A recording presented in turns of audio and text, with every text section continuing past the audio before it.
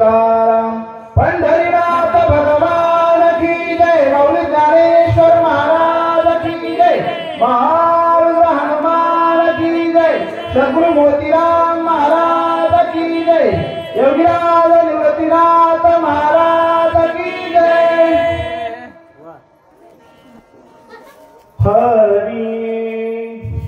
हरे नमः श्री गणेशाय नमः श्री सरस्वते नमः श्री सीतारामचंद्राय नमो हरी 109 म्हणले का 109 हरी आता मात्र वाटले मनाला योगी काही जाईना तर लग्नाला जाऊ देईना आम्हाला बसलो झालो थंडगार जय जय सुवंदे आत्मरूपा देवा तुझ गणेशु सकल आत्मती प्रकाशु मने निवर्ती दासु अवधारी जोजी गौरपुत्र गजानन कौशल्यापुत्र रघुनंदन अंजनी पुत्र हनुमंतराय त्याचं वर्णन बरंच झाले मोठे मोठे महान महाराजांच्या मुखातून आपण ऐकले जशी सद्गुरु मोतीराम महाराज बुद्धी देतील हनुमंतराय बुद्धी देतील तुम्ही जमलेली संत मंडळी माता भगिनीच्या चरणी नतमस्तक होऊन जशी जमल तशी सेवा करण्याचा प्रयत्न करू दोन्ही इष्टे निघून गेल्या बरोबर माहिती योगीराज महाराज बसत नव्हतं गाडीत हात दाखवायलेत गाडीच आणि चल म्हणलं समोरचा माणूस लग्न करायला लागला उग का बुळबुळ करतच म्हणू लागले निघत बिना हालत बिना आणि महाराजाच्या पुढे जाता बिना कंटाळा म्हणले आता हे महाराज काही येत नाही आणि मला लग्नाला जाऊ देत नाहीत काय विचार तेवढ्यात एक यष्टीचा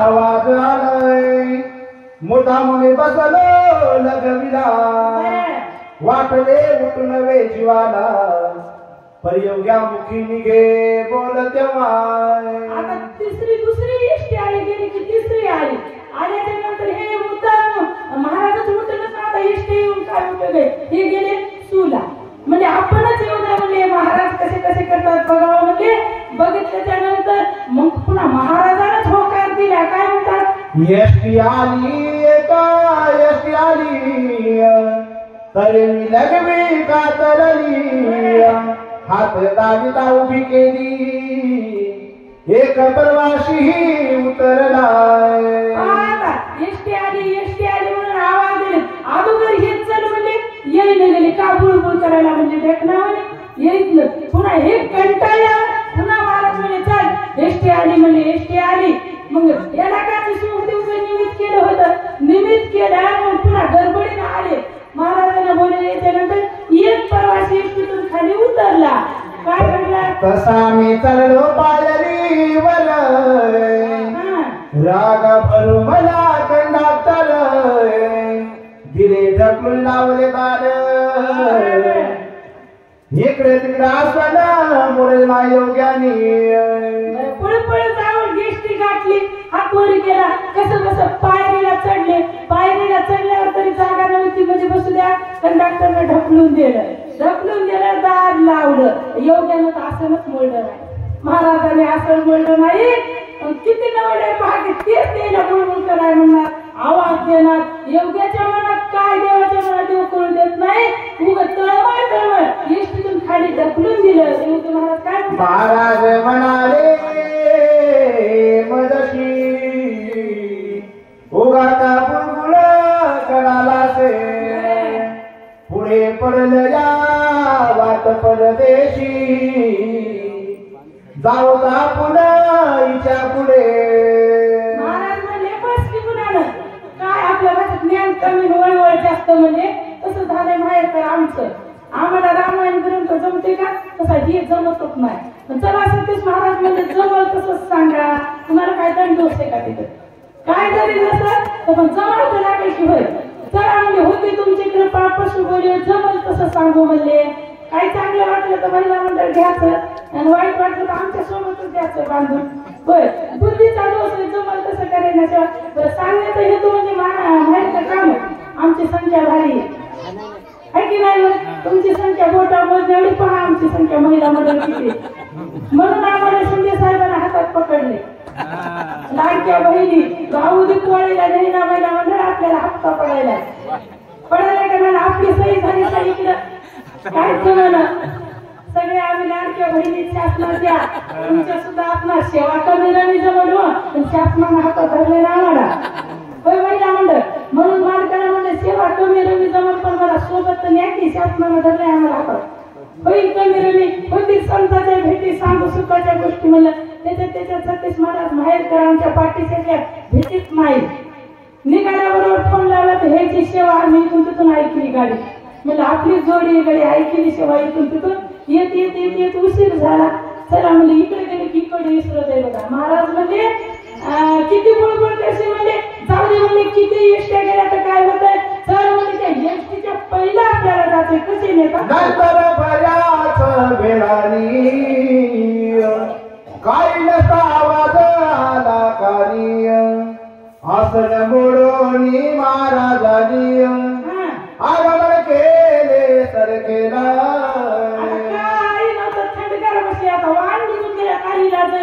ते संच माणूस खूपचे बसला महाराजाच्याच म्हणा वही काढलेलं माणूस किती एकदम काढीनो आणि योग्याला बोलता येईल बोला तर योगी चांगलीच राहतेच महाराज बोलता येत नाही बोलायचं मत नाही म्हणून ते बसले पुन्हा महाराजाच्याच मनात काय आले की उठले ताटकन जाग्यावरून आवाज नाही काही नाही दिसेना चल मला उठ आपल्याला जाते काय घडलं नसे कोणी हात दाखविला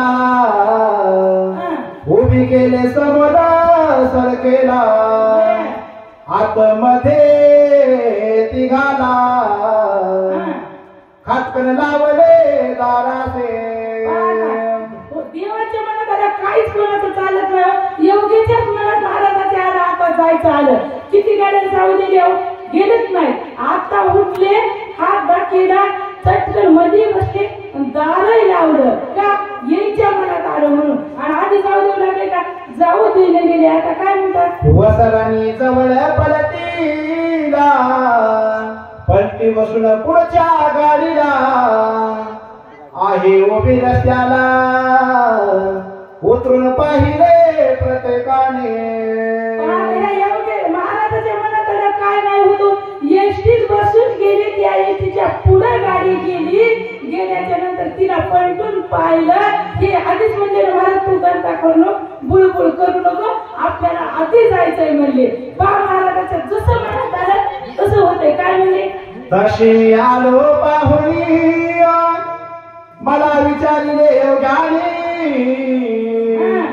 पाहिलास काय तू जावणी बसकीच्या तुझ्या गाडीत महाराज म्हणले बसलास का तुला पाहिल्यावर ढकलून दिलं की कंडक्टरला बसू द्यायला होतं दार लागलं होतं योगी महाराज म्हणजे बसलास का बसू दिलं का तुला त्या गाडीमध्ये बघ म्हणले आणि हे काय आता आपल्याला प्रत्येक गाडीत ओळखू येते का माणूस कंडक्टर ओळख नसतील ओळखू येत नाही त्या बिचारे काय ओळखून पण महाराज दटावर म्हणाले बघ बसू द्यायला का तुला आलास की कोण आहे ते ओळख म्हणले मी नंबर नाही टिपला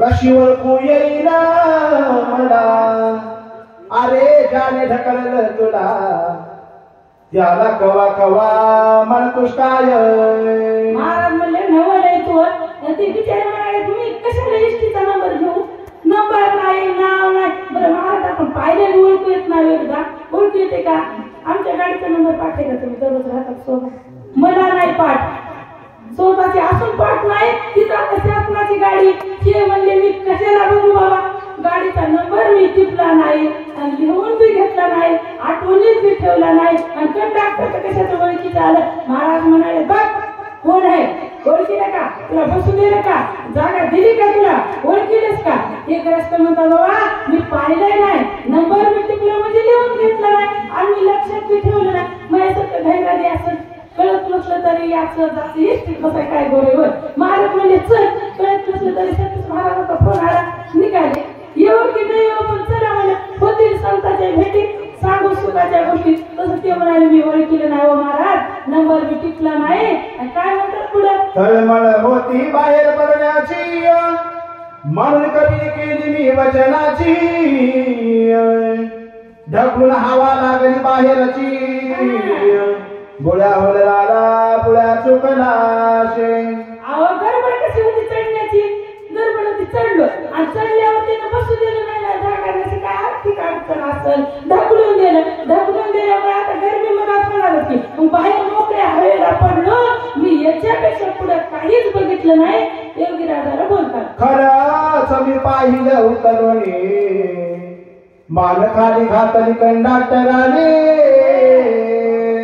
सावध केले मला योग्याने रक्षित से पावल पावली कंडक्टरला हे ओळखलं नाही पण महाराजांना ओळखलं ते बघ म्हणे हेच तुला होती याच्यातून तुला ढकलून दिल्यानंतर मूर्छित अवस्थेमध्ये पडले पुन्हा महाराजांना हात कल्पेचा ठेवला सावध केलं मी सावध झालो म्हणजे खरंच त्या महाराजामुळे योगीराजामुळे मी सावध झालो मला हे अद्याप काही कळालं नाही आता येईल थोडी या महाराजाची परिस्थिती येऊ लागली आणि आधी काय किरकिर लावली ते लग्नाला जाऊ देत नाही आपल्याला लग्न सापडत नाही हा किरकिर वाटू लागली पण थोडा चमत्कार दाखले ना पुन्हा माणसाला समजते काय म्हणू लागली मोके बाबा सल्यावर पाषाण तारी तो यावर देवदयाल दिगंबर बरणासे सर्वा ठाई भाव ज्याचा दुरी झाला शुद्ध ज्याचा भाव झाला देव दुरी नाही त्याला शिकलं का महाराज बरं आपण दुसरं सांगतो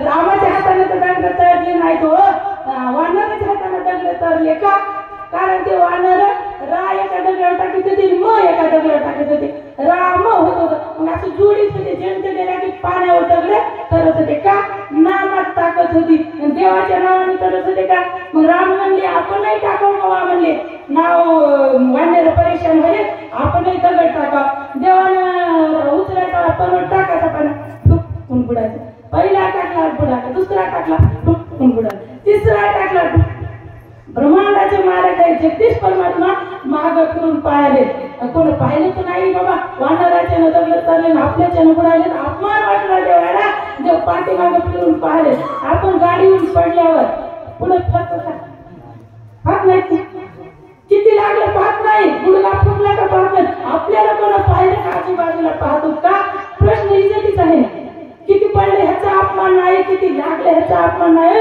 पण आपल्याकडे पाहू नाही ह्याचा अपमान वाटतंय म्हणून बहुतांश पाहिलंय तसं भगवंतानं पाठीमागं पाहिलं हनुमंतराय दिसले हनुमंतरायला देव म्हणले हनुमान कधी आला हनुमान म्हणजे देवा पहिलेच कडे आला देवाला हसवाला हनुमंतराय म्हणतात तुझ्या नामाचा महिमा तुझं नकळो मेघ श्यामा देवा तुझ्यात ताकद नाही तुझ्या नामात ताकद आहे गगनावनी वाढ नाम आहे नाम अमृत संजीवनी आहे म्हणून तुझ्या नामामध्ये ताकद आहे देवा नाम घेता भगवंताचे पर्वत जळती पापाचे रावण हुशार होतो मंडोदरी म्हणली देवाला सीतेला नेऊन द्या त्या रावणाला काम घ्याले रामाच्या हाताने दगड तरले मारले पुढे आले राम म्हणजे तुला राम मयावून मोठा थांब म्हणला मी दगड करायला लागतो मला पाणी तर का म्हणजे हो म्हणजे रावण हुशार होता रावणाला माहित होतं आपल्या घरी ताकद नसली तर नावात ताकद आहे रावणाने काय केलं दगड घेतला आणि दगडाच्या कानात म्हणला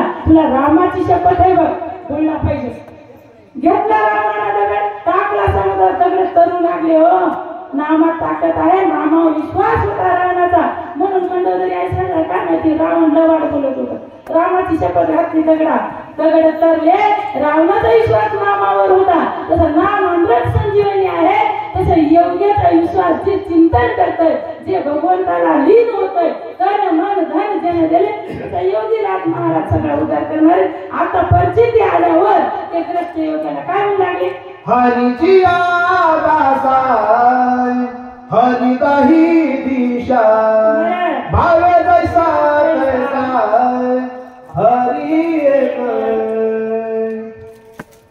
यशी गेली स्थानकावर उतरुणी बसले योगी भुईवर संत्रे मुन्याला का समोर सांग चंगेरीची किंमत काय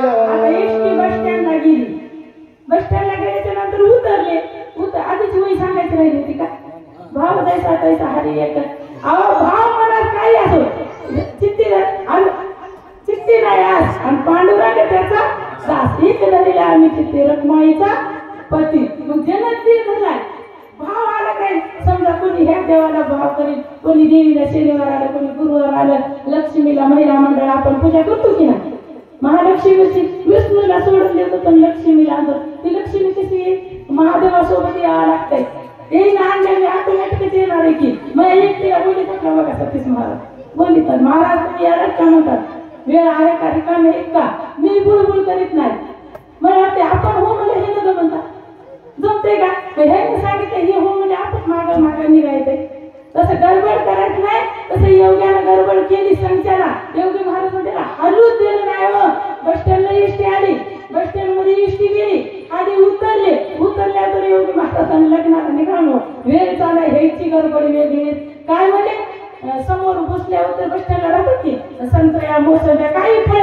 संत्र्याचं टोपलं दिसल्याबरोबर योगी महाराज म्हणले ह्या टोपलीची किंमत काय. त्याने सांगितले रुपया 12. महाराजांनी दिले त्याला 13. म्हणती मला सोडून दे रे पोरा. खात समाधान पैसले योगी. उतरले लहान लेकरासारखे महाराजांना सुरुवात केली. चंगिरीची किंमत केवढी किती म्हणले. ते म्हणजे 12 रुपये. महाराज म्हणले 13. आगाव 1 रुपया दिला. बरं दिला तर दिला. टोपली विकत घेतलं. विकत घेतल्या गुपची बसले का ते सोडून द्या म्हणले. ते त्याचं सार काढा म्हणले आणि मला खायचंय म्हणले. किती अवघड यायचा जीव लागत असं का. आहेर होता यायच्या जवळ लग्नाला जायचंय पुढं. देऊन संत्र सोडून विलाप नव्हता. पुन्हा घरून सांगितलं तर महाराजांचा बोल खरा होताय. महाराजाच्या म्हणण्याप्रमाणेच राहा. मग आता थोड्यासाठी त्याला वेळ घालतात. काय घडलं पुढं. सोडून आम्ही दिले दोघांनी, सर्व पार केले महाराजांनी. तेवढ्यात आला एका समोरुनी.